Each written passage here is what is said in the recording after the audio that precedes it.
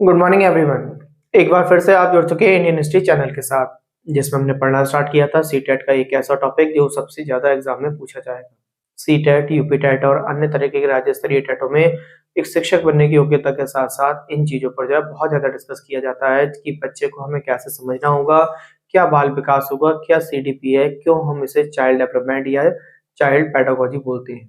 इन सभी बातों पे हम डिस्कस करते हुए आ रहे थे, जिसमें हमने आपको बताया था कि बाल विकास क्या है, एक बच्चे का विकास किस प्रकार होता है, उसमें किस तरीके से जो है भावनाएं मतलब फीलिंग, और फीलिंग के साथ साथ जब फीलिंग एक तरीके से बलवती होने लगती हैं तो ये इमोशन का रूप ले लेती हैं। ये सारी बातें हमने पिछले वीडियो में सीख ली। उसके बाद हमने आपको बताया कि कैसे कैसे बच्चे का जो है सामाजिक विकास होना प्रारंभ होता है। ये सारी बातें हमने जो है अपने पिछले वीडियो में कर चुके थे। आज हम बच्चों के बारे में, विभिन्नताओं के बारे में पढ़ेंगे कि कैसे कैसे बच्चों में विभिन्नताएं पाई जाती हैं, क्या क्या कारण है विभिन्नताओं के और उन कमियों को हम किस प्रकार दूर कर सकते हैं। आज का वीडियो आपके लिए बहुत इंपोर्टेंट होने वाला है और इसके बाद बच्चे के बारे में हम संपूर्ण जानकारी हमें प्राप्त हो चुकी होगी कि कैसे कैसे बच्चा बड़ा हुआ, कौन कौन सी अवस्था को शैशवावस्था, किसे किशोरावस्था, और कुछ किशोरावस्था या शैशवावस्था में बच्चे के मन में क्या क्या रुचियों में बदलाव आता है। ये सारी बातें हम वीडियो में सीख चुके होंगे अपने। आज के अगर टॉपिक की बात करें तो हमारा टॉपिक होगा इंडिविजुअल डिफरेंसेस। इंडिविजुअल डिफरेंसेस मतलब व्यक्तिगत विभिन्नता। तो इसके बारे में हम जो है इसके बारे में पढ़ना स्टार्ट करेंगे, आखिर ये है क्या। हमने बात करा इंडिविजुअल डिफरेंसेस के बारे में। अगर हम बात करें इंडिविजुअल डिफरेंसेस तो ये क्या है, सबसे पहले तो हमें इस बात पे चर्चा करेंगे, जिसे हम बोलते क्या है, व्यक्तिगत विभिन्नता। इनके बारे में पढ़ना स्टार्ट करेंगे सबसे पहले कि इनमें क्या-क्या अंतर हो सकता है, कैसे-कैसे चीज़ों में हम जो है आपस में अंतर विभिन्न तरीके से हम पहचानना स्टार्ट करते हैं। देखिए, अगर आपसे मैं बात करूँ तो आपसे ये आपको सबसे पहले ये ध्यान रखना होगा कि अगर मान लीजिए एक पेड़ भी है तो पेड़ पे लगने वाले फल जो होंगे वो सभी प्रकार से अलग-अलग होंगे। कोई भी फल जो है समान प्राप्त नहीं हो सकता एक ही पेड़ पर। एक जैसे फलों का होना अनिश्चित है बिल्कुल। इसके साथ-साथ अगर बात करें, चाहे घर में परिवार में अगर ट्विन्स भी पैदा हुए हों, 2 बच्चे एक साथ पैदा हुए हों, तो एक साथ पैदा होने वाले में भी कहीं न कहीं थोड़ा बहुत अंतर देखने को आपको मिल जाएगा। थोड़ा क्या बहुत अंतर देखने को मिल सकता है, ऐसा भी हो सकता है कि एक लड़का हो और एक लड़की हो। दोनों के रंग रूप में, कद-काठी में अंतर हो सकता है, उनकी शक्लों में अंतर हो सकता है, उनके रंग में अंतर हो सकता है, वो गोरे-काले हो सकते हैं। मैंने कहा एक बहुत होशियार भी निकल सकता है, तो एक बहुत बुद्धू भी निकल सकता है, एक किसी बीमारी से ग्रसित हो सकता है, तो एक बिल्कुल जो है स्वस्थ बच्चा पैदा हो सकता है। तो इस तरीके से अगर हम देखते हैं तो हमने ये देखा कि संसार में सभी लोग कहीं न कहीं डिफरेंसेस होते हैं। सगे भाई हों, सगी बहनें हों या संसार में रहने वाले कितने भी जीव-जंतु हों, सभी में कहीं न कहीं थोड़ा बहुत अंतर आपको देखने को मिल जाएगा। इस बात को हम पढ़ते हैं व्यक्तित्व विभिन्नता। इस बात को हम अगर हमने बताया आपको, जैसे कि पेड़ के फल सभी एक प्रकार के नहीं हो सकते, उसी प्रकार से मनुष्य की प्रवृत्तियाँ, मनुष्य की आदत, मनुष्य का इंटरेस्ट, मनुष्य की जितनी भी रुचियाँ हैं, उसके स्तर हैं, उपलब्धियाँ हैं, सारी की सारी अलग होंगी। संसार में कोई भी व्यक्ति जो है 100% संतुष्ट नहीं मिलेगा आपको। ये सारी बातें हमें पढ़नी होंगी। हमें देखना होगा कि व्यक्ति के अंदर कैसे-कैसे विभिन्नताएँ आती हैं और व्यक्ति कैसे-कैसे बाहर वालों से विभिन्नताओं को सीखता है। तो सबसे पहले हमने समझ लिया कि व्यक्तिक विभिन्नता क्या होगी, तो हमारे सर ने बताया हमें कि व्यक्तिक विभिन्नता का मतलब ये होता है कि संसार में कोई भी बच्चा, कोई भी मनुष्य एक सा नहीं है, सबकी जो है रुचियाँ, प्रैक्टिस वगैरह सारी की सारी चीज़ें अलग होती हैं। इन चीज़ को हम व्यक्तित्व विभिन्नताएँ पढ़ते हैं। अब हमें बच्चों में कैसे पहचानना होगा? सबसे पहले जो क्वेश्चन आएगा, ये कितने प्रकार की होती है? तो आप बताएँगे ये 2 प्रकार की होती है। नंबर 1 में अगर बात बात करें तो व्यक्ति के अंदर विभिन्नता पाई जाती है। तो व्यक्ति के अंदर की बात करें तो हम इसे बोल सकते हैं ये 2 प्रकार की होती है। सबसे पहले हमने देखा ये 2 प्रकार की होगी। एक तो हो जाएगी आपकी इंट्रा इंट्रा इंडिविजुअल डिफरेंसेस, ठीक, एक इंट्रा हो जाएगी। इसमें क्या होगा, इसके बाद इसमें बात करें, इसमें व्यक्ति के भीतर देखेंगे हम, व्यक्ति के अंदर ही अंतर आते रहेंगे। व्यक्ति के अंदर विभिन्नता पाई जाती है। जैसे कि फॉर एग्जांपल मैंने कहा कि समय-समय पे बच्चे की आदतें बदलती रहती हैं। आदतें के साथ-साथ मैंने कहा कि कभी-कभी आपने अपने आप में फ़ील करा होगा कि अरे! मैंने ऐसा कर दिया, मैं ऐसा तो नहीं कर सकता था। कभी-कभी आपने देखा कि मुझे उससे ये उम्मीद नहीं थी, कभी मैंने उसे इस तरीके से बोलता हुआ नहीं देखा, इस तरीके से खाते-पीते हुए नहीं देखा, आज क्या हुआ इसमें? एकदम अंतर कैसे आ गया? तो व्यक्ति के अंदर भी विविधताएँ पाई जाती हैं, जिसे हम इंडिविजुअल डिफरेंसेस के नाम से जानते हैं। तो ये बात आपको क्लियर हो गई होगी। इसके बाद अगर आगे की बात करें तो 2 तरीके की मैंने बताई, तो एक व्यक्ति तो हो गया जो अपने आप में अंतर पाए, और एक हो जाएगा कि किसी दूसरे से जो है प्रेरणा लेके या दूसरे को देखकर किसी न किसी में अपने आप में उसने बदलाव कर लिया हो। तो ये पूछा जा सकता है, यानी एक व्यक्ति दूसरे व्यक्ति से बहुत ज़्यादा भिन्न हो सकता है। तो इसमें अगर पूछ ले तो आप बताएंगे ये होता है आपका इंटर इंडिविजुअल डिफरेंस। तो इसमें हो गया आपका इंटर इंडिविजुअल इंडिविजुअल डिफरेंस की बात होगी, यानी एक व्यक्ति दूसरे से विभिन्न होगा। एक व्यक्ति, आपने चर्चा करी, एक व्यक्ति किसी अन्य व्यक्ति से विभिन्न होगा। तो ये आपको ये ध्यान रखना होगा कि इन दोनों में अंतर हो गया तो कितने प्रकार की हो गई, दो प्रकार की हो गई, एक हो गई इंट्रा और एक हो गई इंटर। इन दोनों को समझना बहुत जरूरी है। इनके साथ साथ अब आगे के हम चीजों को पढ़ना स्टार्ट करेंगे। सबसे पहले हमने पढ़ लिया इंडिविजुअल डिफरेंसेस क्या होता है, कि हम लोगों में सभी में जो है विभिन्नताएं के गुण पाए जाते हैं। उन दोनों गुणों को हमने दो कैटेगरी में रखा। एक मनुष्य आप अपने अंदर बार बार जो है बदलाव करता रहता है, उसे हमने इंट्रा बोला। और एक क्या होता है, किसी दूसरे से प्रेरणा लेकर जो है अपने आप में बदलाव लाएगा, वो होगा आपका इंटर। ये दोनों बातें आपको ध्यान रखनी होंगी। इसके बाद जो सबसे ज्यादा आपसे पूछे जाते हैं ये आगे वाले पॉइंट्स की हम अगर चर्चा करें तो आपसे पूछी जाएगी कि व्यक्ति की रुचियां किस प्रकार होती हैं, या बच्चे की रुचि के बारे में आपसे पूछेगा। रुचि का मतलब इंटरेस्ट के बारे में पूछेगा।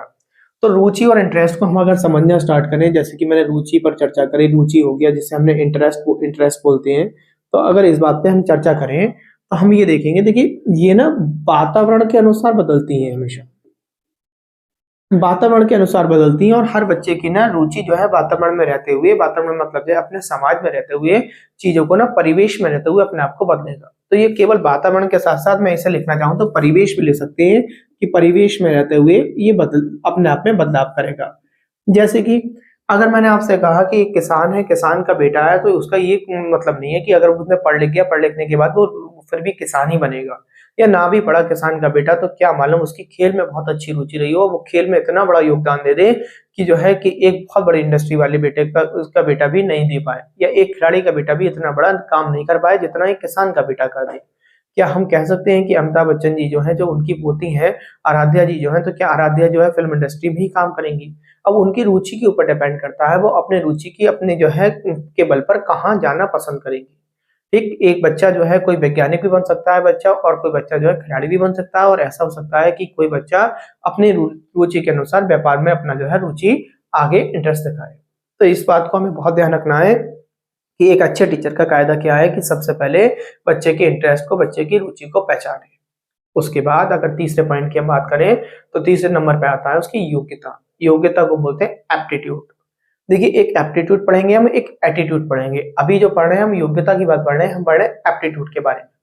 अब एप्टीट्यूड क्या होती है? एप्टीट्यूड वो होता है जो हमारे अंदर ऐसी क्षमता जो दूसरों से भिन्न हो, उसे हम एप्टीट्यूड बोलते हैं, योग्यता बोलते हैं। तो तीसरे नंबर पे आपको ध्यान रखना है, इसकी परिभाषा आपको कहीं ना कहीं लिख ही दे देगा और आपसे पूछ लेगा।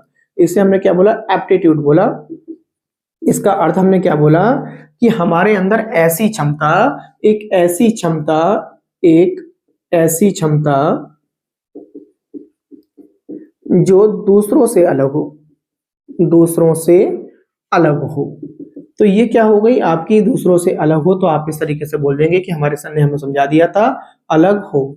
इसे हम बोलते हैं, क्या बोलते हैं? एप्टीट्यूड, योग्यता बोलते हैं। बहुत सारी क्षमताएं हमारी ऐसी होती हैं जो हमारे साथ वाले संगी साथी उनसे अलग होती है, परिवार से अलग होती है। ठीक है, और ये सारी चीजें कहाँ से बनती हैं? अगर हम ये कहा ये योग्यता कहाँ से पैदा होती है, आपसे ये भी पूछा जा सकता है कि योग्यता लाने के लिए, यानी एप्टीट्यूड बच्चे के अंदर जो है प्रदर्शित करने के लिए सबसे इंपॉर्टेंट चीज क्या है? तो आप बताएंगे ऐसी कंडीशन में कि सबसे इंपॉर्टेंट चीज बन जाती है अभ्यास। अभ्यास का मतलब प्रैक्टिस सबसे बड़ी इंपॉर्टेंट चीज है कोई किसी भी चीज की योग्यता आपको हासिल करने के लिए। हम ध्यानचंद जी के बारे में सुनते हैं। ध्यान सिंह नाम था उनका, वास्तविक नाम जो था ध्यान सिंह था। उनके अंदर कैसे योग्यता आई? उन्होंने जो है रात में जो है चांद की रोशनी में भी अपने आप की हॉकी में बॉल को फंसा के जो है चांद की रोशनी में जो है वो तैयारियां किया करते थे, प्रैक्टिस किया करते थे। कहते हैं कि जो है प्लेटफॉर्म, जो आपकी जो रेलवे ट्रैक होता है, रेलवे ट्रैक की जो पटरी होती है, उस पटरी पर जो है वो एक तरफ जो है रात में जो है लेके भागा करते थे, गेंद को इतना फंसा फंसा के उन्होंने प्रैक्टिस की होगी। बताते हैं, मैंने एक बार सौरभ गांगुली जी को सुना था, उन्होंने कहा था कि मैं जब ये कभी रूम शेयर कर रहे होंगे सचिन के साथ में, सचिन तेंदुलकर जी के साथ में, तो सौरभ गांगुली जी रात में सो रहे होंगे और सचिन जो है रात के 1 या 2 बजे के टाइम जो है अपना बल्ला लेकर जो है शीशे के सामने खड़े होकर प्रैक्टिस कर रहे होंगे। और जब जो है उन्होंने क्या नाम है, उन्होंने सौरभ गांगुली जी की अचानक आंख खुली, उन्होंने कहा उनसे कि आप जो है सो जाइए, सुबह को क्या करेंगे मैच में अगर आपकी नींद पूरी नहीं होगी। बोले कि नींद पूरी होगी कहाँ से, मेरी नींद ही उड़ी हुई है। मुझे कल के मैच में जो है अच्छा प्रदर्शन करके आना है, अपनी टीम को जिताना है, अपने देश को जिताना है। और बताते हैं अगले मैच में उन्होंने जो है शतक लगाया एकदम। अगले मैच में शतक लगाया, तो ये क्या है, एक अभ्यास है। आप जब प्रैक्टिस करेंगे तो प्रैक्टिस के साथ-साथ अपने आप ना जो चीज़ें आपको बहुत ज़्यादा जटिल हो गई थी, वो अपने आप आसान होती चली जाएँगी। हम क्या करते हैं, हम केवल जो है एक-दूसरे पे लीपापोती करते रहते हैं कि बहुत सारी वजहें बताते रहते हैं अपने आप को कामयाब ना करने में। और कामयाब करने होने के लिए एक ही वजह बहुत है।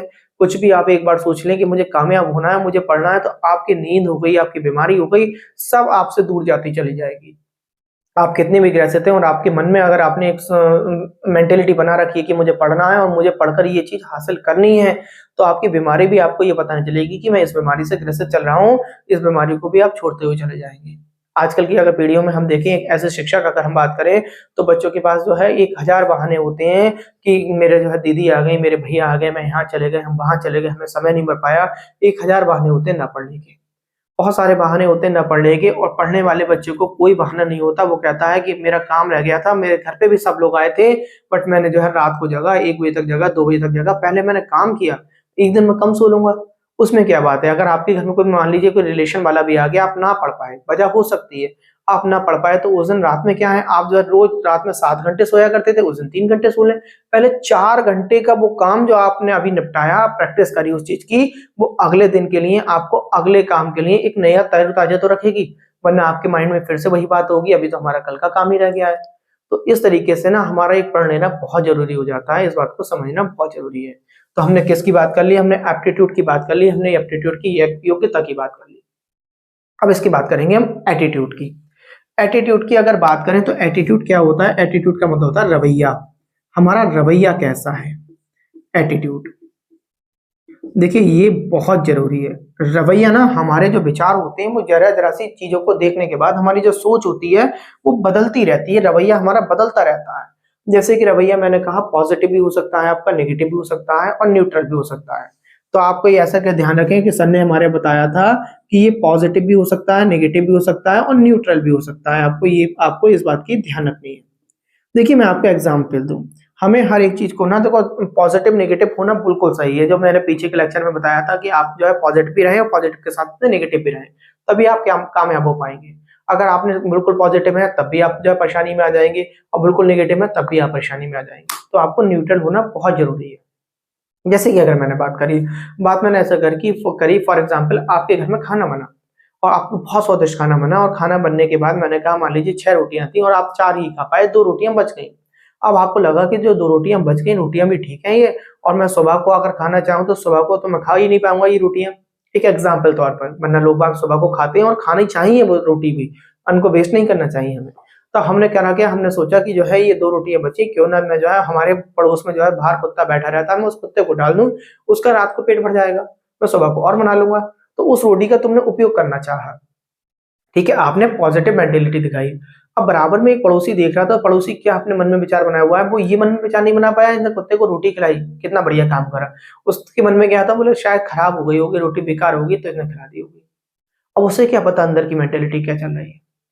तो इस तरीके से पॉजिटिव और नेगेटिव दोनों तरीके के सामान्य व्यक्ति होते हैं। हमें बच्चे को जो है दोनों तरीके की चीज़ों को बताते हुए आगे बढ़ाना होगा, तो पॉजिटिव नेगेटिव दोनों होंगे और उदासीन में न्यूट्रल भी हो सकते हैं। न्यूट्रल में आपका मतलब ये हो गया कि कोई भी काम अगर मैंने कहा अच्छा भी है और बुरा भी है, दोनों को देखने के बाद उस चीज़ का डिसीजन लेते हुए कार्य करते हैं। हमारे ये प्रॉपर्टी महिलाओं में बहुत ज़्यादा पाई जाती है। जैसे कि बहुत देर तक आस-पड़ोस वाले की जो है खूब ज़्यादा बुराइयाँ करें, खूब करें, पहले नेगेटिव होते चलेगा और बाद में कहती है, "अरे! हमें क्या, छोड़ो।" पूरी डाटा ट्रांसफर कर दिया और डाटा ट्रांसफर करने के बाद कह दिया चलो कोई बात ना, हमें क्या मतलब पड़ा है इस चीज से। तो ये सारी चीजें होती हैं आपकी। अब मैंने आपको रवैया बता दिया और रवैया के बाद अब हम आ जाते हैं अगले पॉइंट पे, जो उपलब्धि होती है आपकी। उपलब्धि बहुत जरूरी है। उपलब्धि की भी हम बात करें, इन पे क्वेश्चन बनेंगे आपके, ये उपलब्धि पर क्वेश्चन बनेंगे। उपलब्धि का मतलब आपने पढ़ा होगा, मतलब अचीवमेंट। देखिए अचीवमेंट से भी बच्चा बहुत कुछ सीखता है। ये सारी चीजें भी हमें बच्चों को बताना बहुत जरूरी है अचीवमेंट के बारे में। अगर वो अचीवमेंट उपलब्धियों के बारे में नहीं जानेगा तो शायद वो प्रयास ही नहीं करेगा। आपको बताया जाता है कि एक सरकारी नौकरी की या एक टीचर बनने के बाद जो है आपको क्या-क्या चीजें आपके लिए बहुत आसान होने वाली हैं। तो इसलिए ना आप जो है आप कोशिश जारी रखना, आगे बढ़ने की कोशिश करते हो। तो अचीवमेंट बहुत जरूरी है। अचीवमेंट का मतलब उपलब्धियां जब तक किसी को बताई नहीं जाएंगी किसी भी चीज की, तो बच्चा जो है उसके मन में आगे जारी रखने का प्रयास रखने का जो है, कार्य करने का जो है, कोशिश करने का जो है, उसके अंदर उपलब्धि होगी नहीं, मन ही नहीं करेगा उसका। तो उपलब्धि के लिए हमें क्या करना है, कोशिश जारी रखने के लिए हमें ये उपलब्धियां गिनाई जाती हैं। तो आपसे पूछ ले उपलब्धियों का क्या आशय है, तो आप बता देंगे कोशिश जारी रखने के लिए उपलब्धियां बताई जाती हैं, कोशिश जारी रखना। ठीक है, इसलिए उपलब्धियां बताई जाएंगी। तो 5 पॉइंट आपको क्लियर हो गए होंगे। हम छठे पॉइंट की तरफ को बढ़ते हैं, बहुत इंपोर्टेंट पॉइंट की तरफ को बढ़ेंगे। उपलब्धि हो गई हमारी, अब आगे बढ़ते हैं। देखिए इसके बाद होती है वैल्यूज। वैल्यूज बहुत पूछता है, मूल्य के बारे में पूछता है। देखिए हर एक चीज की वैल्यू होती है। मैंने कहा ना, अगर आपको जैसे कि एग्जाम्पल आप एज ए टीचर अगर पॉजिटिव वे में समझे, तो चोरी भी अगर इंसान करता है ना, तो लगभग 99% लोग ऐसे होते हैं कि किसी न किसी चीज की वजह से चोरी कर रहे होंगे, कोई ना कोई कारण रहा होगा चोरी करने का। ठीक है, तो ये वैल्यू देखे हम, तो उसके पीछे वैल्यू भी हमें समझाना बहुत जरूरी है क्या है। आप सच बोलते हैं, सच बोलने की भी वैल्यू होती है। देशभक्ति कर रहा है कोई, तो देशभक्ति की भी एक वैल्यू होगी। देशभक्ति जो है वो किस रिगार्डिंग कर रहा है, उसने किस चीज को प्रभावित होकर जो है देशभक्ति करने स्टार्ट करी। चोरी में मैंने आपको एग्जांपल दिया, तो चोरी के कहीं ना कहीं कारण हो सकते थे, क्या मालूम उसकी स्थिति ऐसी हो गई हो उसके परिवार की कि भुखमरी के कगार पर पहुंच गया हो। अब उसे कहीं से पैसा इनकम दिखाई नहीं दे रहा हो, तो उसने क्या करा, चोरी करना स्टार्ट कर दिया। जैसे मैंने बोला भूख है, तो भूख की भी कोई ना कोई वैल्यू होगी। भूख की वैल्यू का मतलब है जैसे कि आपको खाना मिल ही नहीं पा रहा है, आपने बहुत कोशिश करी, खाना नहीं मिल पा रहा है हमारा, मिल पा रहा है। जैसे कि अभी हमने कोरोना की कंडीशन में देखा कि लोग बाग जब जो है ना बिल्कुल परेशान हो गए थे, एक दूसरे से दूर रहने लगे थे, जिनके पास खाना बिल्कुल खत्म हो गया था। और खाना खत्म होने के बाद उन्हें जो है लग रहा था कि अब नया खाना प्राप्त होने के लिए काफी समय लगेगा, और जब तक हम जीवित न रह पाएंगे, तो उन्होंने ये समझिए भूख में जो है, जो पेड़ों के पत्ते होते हैं, पेड़ों के पत्ते तक को चबा लिया कि किसी तरीके से पेट को भरे हम इस समय। और पेट को भर के मतलब जो है जीवित रहने की कोशिश करें। तो ये बहुत जरूरी चीज है। हर इंसान की कोई ना कोई वैल्यू होती है। मैंने कहा समाज सेवा करना एक वैल्यू है आपकी। ईश्वर की पूजा कर रहे हैं, भगवान की पूजा कर रहे हैं, उसकी भी आपकी एक वैल्यू है। आप क्या सोच के ईश्वर की पूजा कर रहे हैं, कोई ना कोई कारण रह सकता है। तो आपको ये वैल्यू भी पॉइंट आपको ध्यान रखनी है कि सर ने हमें वैल्यू बताया, वैल्यू कई प्रकार के सर ने हमें समझा दी कि वैल्यू किस प्रकार होगी। अब नंबर 7वां पॉइंट समझते हैं। वैल्यू का मतलब यहाँ पर मूल्य से है, किसी भी चीज का मूल्य। मूल्य का मतलब रेट से नहीं है। यहाँ पर रेट से क्या है कि उसके पीछे छिपा हुआ कारण जो है वो मूल्य कहलाएगा आपका। देखिए कुछ होते हैं महत्वाकांक्षी, स्तर पर भी भेद होते हैं। महत्वाकांक्षी का मतलब हो गया आपको ना किसी भी चीज की, जैसे मैंने अभी उपलब्धि बताई, ऐसी महत्व बताना होगा। तो महत्वाकांक्षी होना, देखो महत्वाकांक्षी की बात करें अगर, महत्वाकांक्षी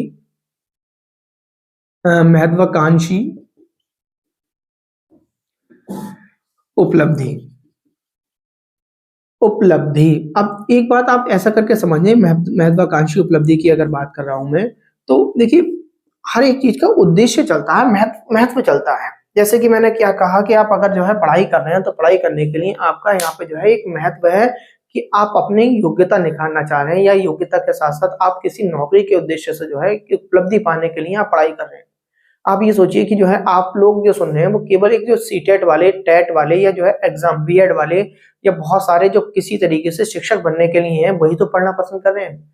क्या एक ऐसा बच्चा जो डॉक्टर बनना चाहता है वो मेरा लेक्चर लेना पसंद कर रहा होगा? बिल्कुल नहीं। उसे क्या मतलब पड़ा है मेरे लेक्चर से?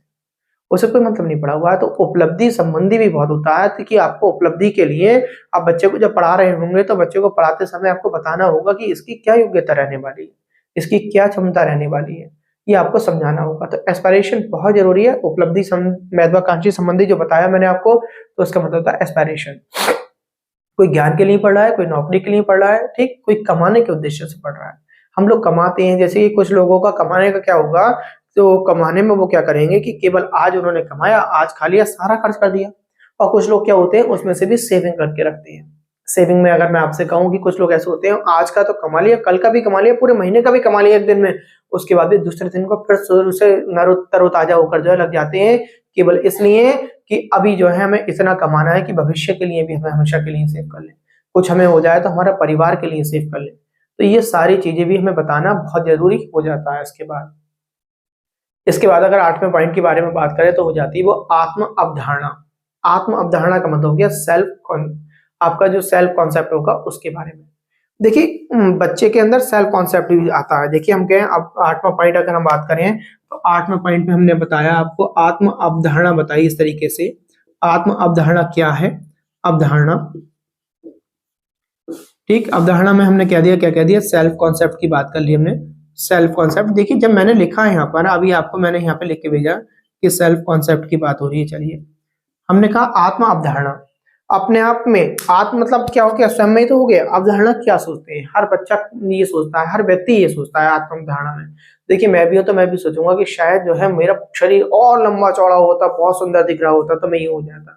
तो कोई व्यक्ति जो है बहुत गोरा है, गोरा होने के बाद वो सोच रहा है, अरे धूप की रोशनी मेरे चेहरे को परेशान करती है, गोरा होना भी कहीं ना कहीं दिक्कत हो जाती है ना। जैसे कि जानवरों की कहानियों में देखें हम, जो है कौवा कह रहा है मैं काला हूँ, मुझे बड़ी जो है लोग बाग नेगलेक्ट करते हैं, मैं तो सफेद होता। तो किसी वो हंस के पास गया, मैंने कहा बगुले के पास गया, तो बगुले ने उसमें अपनी कमियां बताना स्टार्ट कर दी, मैं तो तोता बनना चाह रहा था कि तोता होता कितना सुंदर है, कितना बढ़िया कंठ होता है, ये है वो है, और कितनी जो है छोटा सा होता है, कहीं भी जो है जा सकता है। तो तोते ने क्या दिया कि बोले कि मैं तो हरा हूँ, पेड़ में छुप जाऊं तो पता ही नहीं चलता। ठीक है, ऐसी कोई गला, मैं तो मोर बनना चाह रहा था, तो किसी ने कह दिया कि मैं मोर अगर होता तो जो है मैं तो पैरों की वजह से बड़ा परेशान हूँ, मेरे पैर बहुत गंदे हैं, शिकारी मेरे पीछे पड़ा रहता है, मेरे पंखों को मारना काटना चाहता है, मुझे मारना चाहता है, और तमाम तरह की परेशानी है। तो लोगों के साथ में भी ना हर तरीके की परेशानी है। मैंने कहा कोई होशियार हो सकता है, कोई बुद्धू हो सकता है, कोई लंबा हो सकता है, कोई नाटा हो सकता है, कोई काला हो सकता है। तो ये सारी चीजें आत्म अवधारणा में आती हैं। बच्चे के अंदर सेल्फ कॉन्सेप्ट भी हमें हमेशा ऐसा पैदा करना है कि जो आप हैं और उन में ही आपको अपने आप में निखार लाते हुए आगे उपलब्धि की तरफ को बढ़ना है। तो इसके बाद हमने ये सारी बातें बता दी, तो हमने आपको बता दी उपलब्धियां बता दी, अचीवमेंट बता दी, ये सारी बातें आपको क्लियर होती चली जा रही होंगी। इसके बाद अगर हम बात करें तो देखिए, कुछ आदतें ऐसी भी होती हैं, हमारी अध्ययन संबंधी आदतें होती हैं। अध्ययन संबंधी आदतें आज हमें बड़ी परेशान कर रही हैं। कैसे परेशान करती हैं, देखिए नवा पॉइंट हम समझते हैं। नवे पॉइंट में हमारे सर ने बताया था अध्ययन संबंधी आदतें। बच्चा आजकल ना देखिए, हमने पढ़ा था अध्ययन संबंधी आदतें, सभी के लिए बातें नहीं हो रही है, ये कुछ ही बच्चों के लिए बातें हो रही है। लगभग आपसे बात करी जाए तो मैं कहूंगा अगर 100% में से 40% की कहानी दे रहा हूं मैं आपको, वैसे तो ज्यादा होंगे। आप अपने आस पड़ोस में अपने आप में भी इस चीज को ढूंढ लेंगे। ठीक है, जो मैं कहना चाह रहा हूँ, बच्चे अगर आप अपने आप में ढूंढना चाहें तो आप भी ढूंढ लेंगे अपने अंदर। अध्ययन संबंधी आदतें क्या है, देखिए कुछ लोगों का मानना ये होता है कि समूह में रहकर पढ़ना बहुत जरूरी है। हमें अपने अच्छे जो हमसे भी ज्यादा ज्ञान रखता हो, थोड़ी नॉलेज रखता हो, उसके साथ पढ़े तो शायद हम उससे बहुत सीखेंगे। बिल्कुल सही हो सकता है। फॉर एग्जाम्पल, मैं अगर कहीं ट्यूशन पढ़ा रहा हूँ, तो मैं ट्यूशन पढ़ाते समय मेरे पास अगर मान लीजिए 3 या 4 या 5 या 6 या एक ग्रुप ऐसा बैठा हुआ है जो इतनी नॉलेज नहीं रखता, और उनमें कोई एक नॉलेज वाला बच्चा आ जाए, तो वो बार-बार मुझसे क्वेश्चन पुट अप करेगा, मेरे अंदर कमियाँ बताएगा, बोले सर आपने ये तो बताया ही नहीं।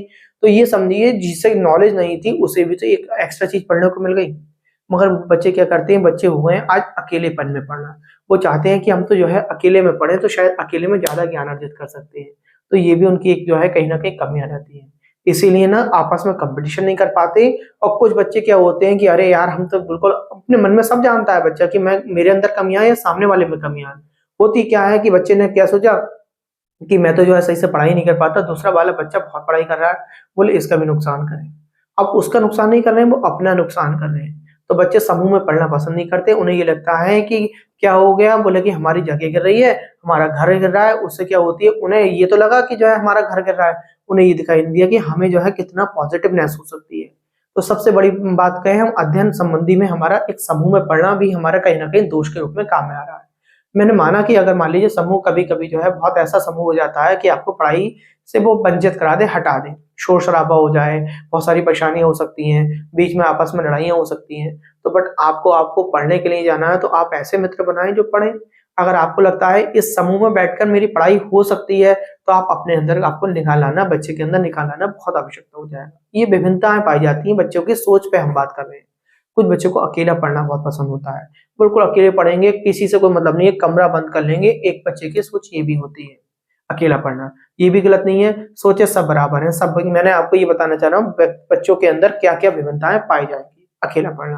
कुछ बच्चों को मौन रहकर पढ़ना पसंद करता है आता है, आपने देखा होगा बिल्कुल जो है शांति से चुपचाप पढ़ रहे होंगे, किताब पता ही नहीं चलेगा कि कोई पढ़ रहा है, और कुछ को बोल-बोल कर पढ़ना बहुत पसंद है, तब याद होता है। कुछ लोग ऐसे भी होते हैं जो है पढ़ते समय लेट कर पढ़ रहे होते हैं। उनका शरीर इस तरीके से अपने आप को बना लेते हैं कि जब वो लेटे तो पढ़ने लगे। कुछ ऐसे होते हैं कि जो है मान लीजिए आज के समय में तो हमें बहुत दिखाई दे रहा है, अगर फालतू चीज़ें हम मोबाइल में देख रहे हैं, टीवी पर देख रहे हैं, तो पूरी रात नींद नहीं आ रही हमें, और ज़रा-सी हमने किताब खोल ली या किताब में अगर जो है मान लीजिए पढ़ाई का वीडियो देखने लगे, तो तुरंत नींद आने लगी, सॉरी, तो तुरंत नींद आने लगी। ये सारी बहुत सारी चीज़ें देखते हैं हम। इन चीजों को हमें बच्चों में इंडिविजुअल डिफरेंसेस लाने होंगे। कुछ ऐसे होते हैं जो कंटिन्यू पढ़ सकते हैं, अपना टॉपिक जब तक खत्म नहीं हो तब तक पढ़ सकते हैं, तो कुछ ऐसे होंगे कि केवल एग्जाम टाइम पर पढ़ेंगे, एग्जाम टाइम पर आंखें खुलेंगी हमारी, एग्जाम टाइम पर तो हम इतना खंगाल देंगे कि हम नेट से भी पढ़ लेंगे, ये वाली किताब से भी पढ़ लेंगे, उससे भी पढ़ लेंगे, और हाथ क्या लगेगा? कुछ नहीं, जीरो हाथ लगेगा। अपने आप को फिर हम क्या कहेंगे? फिर हम ये कहेंगे मेहनत तो हम बहुत कर रहे हैं, हम 3 साल से 4 साल से 5 साल से मेहनत कर रहे हैं, वो कुछ नहीं रहा। और आप मेहनत क्या कर रहे हैं? शून्य कर रहे हैं। 24 घंटे होते हैं, तो 24 घंटे में एक विद्यार्थी को अगर कामयाब होना है तो कम से कम 12 घंटे तो ये सोचना चाहिए कि पढ़ाई ही पढ़ाई करनी है मुझे 12 घंटे। आपने 3-4 घंटे जो है आपको एक्स्ट्रा वर्क निपटाने हैं, और एक्स्ट्रा वर्क के साथ-साथ अगर हम बात करें तो बाकी 8 घंटे 7 घंटे की उसे नींद लेनी है। और बच्चा क्या कर रहा है? नींद प्रॉपर ले रहा है, नींद के बाद काम पूरा कर रहा है, और किताब के लिए कभी तो एक दिन में 1 घंटा दे दिया, और कभी 15 मिनट भी नहीं दिया, और कभी उसने 4 घंटे कर दिए। तो ऐसे पढ़ाइयाँ नहीं होती। ठीक, तो ये क्या हो गया? मनोवैज्ञानिक चीजों को हमने समझना स्टार्ट करा कि मनोवैज्ञानिक में भी भेद होता है हमारा। अगला हम अगर टॉपिक के बारे में बात करें, 10वां पॉइंट, 10 पॉइंट समझाएंगे, कुछ हमारे मनोवैज्ञानिक भेद भी होते हैं। देखिए, मनोवैज्ञानिक भेद में हम कैसे पढ़ेंगे? मनोवैज्ञानिक भेद में ना हम ना अपने आप में चीजों को मान लेते हैं और वही काम करते हैं। जैसे कि मैंने आपसे कहा कि आपके पेट में दर्द उठा, और मैंने कहा कि जो है दवाई लेंगे तभी पेट दर्द सही होगा, और किसी ने क्या आया, एक गोली दे दी, खाली किसी भी चीज की मर्द की गोली नहीं दी, केवल एक टैबलेट ऐसी जो है 100 पीस बनी हुई थी, और आपसे कह दिया ये खा लो, और खाने के बाद तुरंत सही हो जाओगे, और ये गोली एक ऐसी है कि 5 मिनट में दर्द सही कर देती है, और था कुछ नहीं, वो आपको 5 मिनट में आप सही हो जाएंगे। बच्चा मनोवैज्ञानिक रूप से काम करता है। भाई मनोवैज्ञानिक से मतलब किसी का भागना हो गया, भागता भी मनोवैज्ञानिक से, भागना, दौड़ना, कूदना। वही मैंने कहा कि बहुत सारे लोग होते हैं, वाहन चलाने की बात करें तो एक व्यक्ति बहुत अच्छा वाहन चला सकता है, एक व्यक्ति बिल्कुल बहुत अच्छे तरीके से नहीं चला सकता। ऐसी मनोवैज्ञानिक तौर पे हम जो है देखते हैं आजकल जो है यौन विभिन्नताएं भी पाई जाती हैं। यौन विभिन्नताएं का मतलब है कोई व्यक्ति जो है मन से इतना मजबूत है कि बहुत जो है अच्छे तरीके से जो है प्यार मोहब्बत कर सकता है, और कोई क्या होगा, किसी तरीके से कोई दिलचस्पी नहीं होगी। तो ये भी क्या है? आपकी मनोवैज्ञानिक है, आपके अंदर दिलचस्पी पैदा होना बहुत जरूरी है ऐसी शिक्षा के लिए, और ऐसी अन्य कामों के साथ साथ भी आपको ये जानकारी लेना बहुत जरूरी है। अब इसके बाद लास्ट जो चीज टॉपिक बनती है, जो इस टॉपिक पे अगर हम बात करें, वो आते हैं इंडिविजुअल डिफरेंसेस के क्या क्या कारण हो सकते हैं। आपसे कारण पूछे जाएंगे कि क्या क्या कारण है इंडिविजुअल डिफरेंसेस के। आपसे पूछेगा कि आप ये बताइए कि ये सारे जो कारण आए हैं हमारे, वो क्या कारण हो सकते हैं, इनके कारण बतानी है आपको। तो मैं आपको 5 तरीके के कारण बता रहा हूँ, आप 5 तरीके के कारणों पे सही से समझ लेंगे। और ये कारण हमने ना इन्हीं में छिपे हुए हैं, हम ये सभी कारण पढ़ चुके हैं। 5 तरीके की अगर बात करें, तो जैसे कि अगर हम सबसे पहले हम कारण की बात करें तो ये हो सकते हैं अनुवांशिक।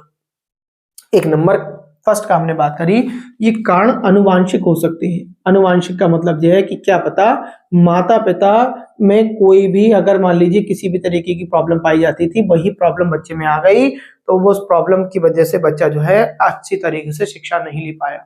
मैंने कहा माता पिता बहुत होशियार थे, तो अनुवांशिक गुण भी आपने देखा, जो बच्चा पैदा होगा तो लगभग 90% बच्चों में जो है, जो माता पिता बहुत होशियार है, अच्छी जॉब कर रहे हैं, तो उनके 90% बच्चे भी बहुत होशियार पैदा हुए। मैंने कहा माता या पिता में से जो है कोई जो है किसी भी तरीके से अगर गलत हरकत रखता था, तो गलत हरकतों के कारण जो है उस बच्चे के अंदर भी कोई ना कोई ऐसी प्रॉपर्टी आपको देखने को मिल जाएगी। तो आपको एक आनुवांशिक बहुत ध्यान रखना है। दूसरे नंबर पे अगर बात करें तो दूसरा पॉइंट आप बताएंगे वातावरण। मैंने आपको पहली पॉइंट में यहाँ पे वातावरण के बारे में हम यहाँ पे चर्चा कर रहे थे, जो वातावरण की बात होगी, वातावरण की बात करी हमने। ठीक, यहाँ पे हम बात दूसरे पॉइंट में वातावरण परिवेश देख रहे थे। तो ये भी कारण हो सकता है हमारा वातावरण ही शुद्ध ना हो, हम अच्छी प्रकार से घर में ही हम सीख के नहीं आ रहे हो, है ना, हमने आस पड़ोस में सीख के नहीं आ रहे हो, तो हम क्या सीख पाएंगे, हमारी मेंटेलिटी बढ़ेगी नहीं आगे, वही हमारी मेंटेलिटी उसी चीज में दबी रह जाएगी। इसके बाद हम बात करते हैं संस्कृति की। हमारी संस्कृति भी हमारी इस तरीके से होनी चाहिए कि हम उस चीज को फॉलो करें, एक दूसरे से देख के हम चीजों को फॉलो करते हैं, तो संस्कृति भी हमारी ऐसी होनी चाहिए। मैंने आपसे कई बार कहा है इस बात की कि आप पढ़ लिख गए हैं, बहुत अच्छे पढ़े लिखे, तो इसका मतलब ये नहीं है कि आपको सारे अधिकार प्राप्त हो गए। क्यों? क्योंकि आपसे देख के भी बहुत लोग जो है अभिप्रेरित होते हैं। तो आपकी संस्कृति बहुत अच्छी होनी चाहिए, आपके कपड़े पहनावा रहे, आपके बोलचाल रहे, आपके खड़े होने का ढंग रहे, आप एक दूसरे को इज्जत देने वाले हों, इस तरीके से आप बनेंगे तो आपकी आने वाली पीढ़ियां भी उसी तरीके से कार्य करेंगी। इसके बाद हम देखें 2 पॉइंट बहुत इंपॉर्टेंट हो जाते हैं हमारे, एक लिंग भेद हो जाता है। कभी कभी हम इसलिए भी पिछड़ जाते हैं, लिंग भेद में पिछड़ जाते हैं। हमने कहा कि कुछ चीजें हमें जो है इस वजह से भी नहीं आ पाई कि हम जो है उन लिंग भेद में डिफरेंस नहीं कर पाए। हमने ना अपने मन में जो है कि अरे ये तो लड़का है, इससे हम जो है किस प्रकार पूछेंगे, और लड़की है तो अरे हम इससे बात करेंगे तो पता नहीं लोग बाग क्या समझेंगे, इसलिए भी हम लोग पिछड़ते चले जाते हैं। विभिन्नताएं आ रही हैं लिंग भेद में, और इसके साथ साथ अगर हम बात करें लिंग भेद के साथ साथ बात आ जाती है हमारी शिक्षा की। तो आप शिक्षा के ऊपर भी आपको डिस्कस करना होगा कि ज्ञान बहुत जरूरी है, तो ज्ञान नहीं बढ़ेगा कुछ नहीं कर सकते। तो आज हमने ये पढ़ लिया कि बच्चे के अंदर कैसे कैसे विभिन्नताएं हो सकती हैं और उसके क्या क्या कारण हो सकते हैं, और उस चीज को हम किस प्रकार निखार कर सकते हैं। कल हम अगले टॉपिक की ओर पढ़ेंगे और बहुत तेजी से हम ये सीडीपी के अंत की ओर बढ़ेंगे। आज के वीडियो में केवल इतना ही। नमस्कार, धन्यवाद।